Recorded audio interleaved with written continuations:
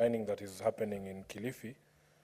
Mr. Speaker, my reading of Article 71 of the Constitution is that parliamentary ratification is a requirement for all these agreements that involve a grant of a right or concession by on behalf of any person, including the national government, to another person for the exploitation of any natural resource of Kenya. Mr. Speaker, therefore, one of the problems we have faced as representatives of the people is that sometimes these agreements are never brought to the attention of members of parliament so that we can put in place a mechanism to address some of the concerns that have been raised by the Senator for Kilifi. Number two, Mr. Speaker, on the statement on accidents, we in Nairobi here just the other day had a very peculiar case of a matatu overturning on Haile Selassie Avenue. And people were asking, how is it possible to roll a matatu on Haile Selassie Avenue? And because all of you use Haile Selassie Avenue, there is something on Haile Selassie Avenue that never used to be there.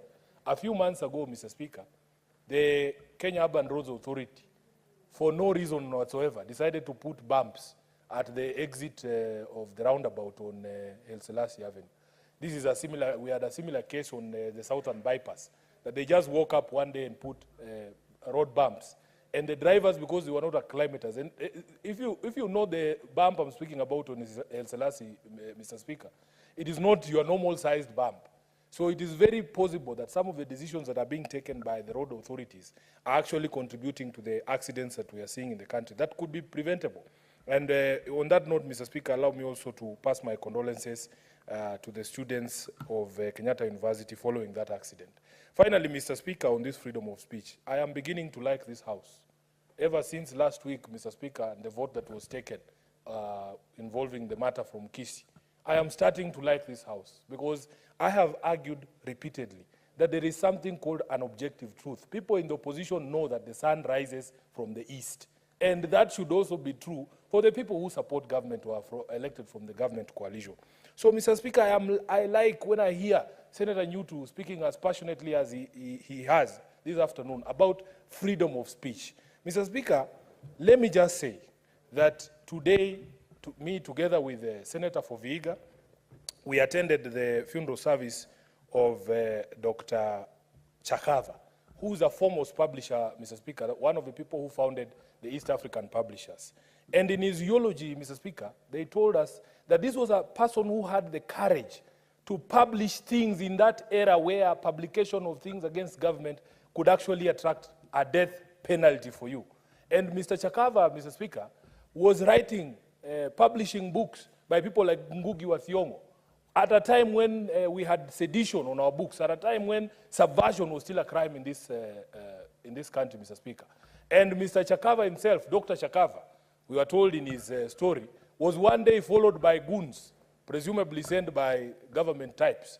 And they beat him up very badly, Mr. Speaker, and cut off one of his fingers. This is something that was happening way back in the 70s and 80s when we were under one-party rule. We will never allow ourselves to go back to that particular period in time. I have loved hearing the Senator for Kirinyaga saying people who put themselves in public spaces must grow thick skin. That is exactly what I was trying to say yesterday, that in fact, even in this House, people who have had experience in politics of the types of the president doesn't need to be protected from hecklers, Mr. Speaker. So when I see the CS for Interior, instead of looking for the people who killed Sniper in Meru, he's going to look for the people who heckled the president in Bomet.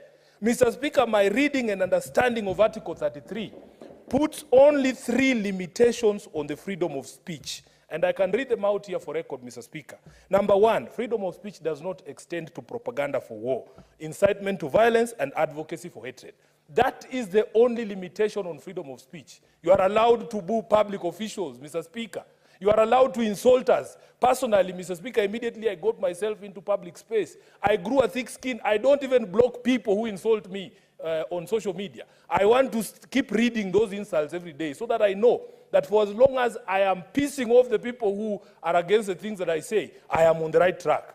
So, Mr. Speaker, we cannot be in a country where we are eliminating people for their political views because they have criticized you, because they don't like what you're saying, because they have opposing views. Therefore, Mr. Speaker, I want to urge this House, and together with the Senator of Meru, I want to pledge my support we want a speedy resolution to the murder of this young man, Mr. Speaker, because this is something that should not be happening in the kind of times that we live in today in this country. I thank you, Mr. Speaker.